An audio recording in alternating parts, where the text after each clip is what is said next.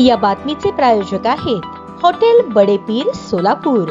Chicken biryani फक्त 60 रुपयात। राज्यात सध्या आरक्षणाचा मुद्दा चांगलाच तापलेला आहे। मराठ्यांना ओबीसी मध्ये समाविष्ट करण्यासाठी मनोज जरांगे पाटील यांनी उपोषणाला सुरुवात केली। त्यानंतर एका पाठोपाठ एक आरक्षणाचे मुद्दे समोर येत गेले। सरकारने मराठा आरक्षणासाठी बसलेल्या जरांगे पाटलांच्या मागण्यांपैकी हैदराबाद गॅझेटियरला मान्यता देत उपोषण संपवले, परंतु सरकारच्या या निर्णयामुळे नवा वादंग सुरू झाला। त्यातच आता बंजारा समाज हैदराबाद गॅझेटनुसार एसटी प्रवर्गात असल्याचा दावा केला जात आहे। सोलापुरात येथे बंजारा समाजाच्या वतीने नेहरू नगर ते जिल्हाधिकारी कार्यालयावर मोर्चा काढण्यात आला। सोलापूर सकल बंजारा समाजाच्या वतीने आरक्षण समितीच्या वतीने या मोर्चाचे आयोजन करण्यात आले होते। हैदराबाद गॅझेट लागू करून बंजारा समाजाला एसटी प्रवर्गातून आरक्षण देण्याची मागणी या मोर्चाद्वारे करण्यात आली आहे। बंजारा समाजाला अनुसूचित जमाती प्रवर्गात समावेश करण्याची मागणी जोर धरू लागली आहे। मराठा समाजाला हैदराबाद गॅझेटियरनुसार कुणबी प्रमाणपत्र वितरित करण्यासाठी शासन निर्णय निर्गमित करण्यात आला आहे। त्याच पार्श्वभूमीवर बंजारा समाजालाही हैदराबाद गॅझेट लागू करून एसटी आरक्षण मिळावे अशी बंजारा समाजाची मागणी आहे।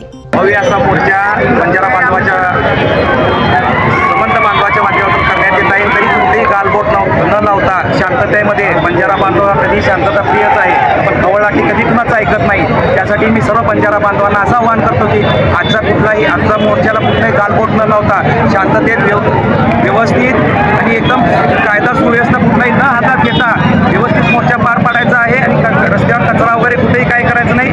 आणि आमचा मोर्चा झाल्यानंतर सर्वांना आम्ही असे आवाहन करतो, वरिष्ठांना आणि मुख्यमंत्र्यांना सुद्धा, की आमची मागणी लवकरात लवकर पूर्ण करावी आणि महाराष्ट्रात कुठलाही अनुचित प्रकार यापुढे घडणार नाही। लवकरात लवकर करण्या बंजारा बांधव असं आहे, जर तुम्ही आमची मागणी पूर्ण केलात तर तुम्हाला डोक्यावर घेऊन असल्याशिवाय राहणार नाही। किती लोक लोकसंख्या असणार आहे आता याच्या? जास्तीत जास्त 10 ते 15,000 लोक मोर्चाला सहभागी होते।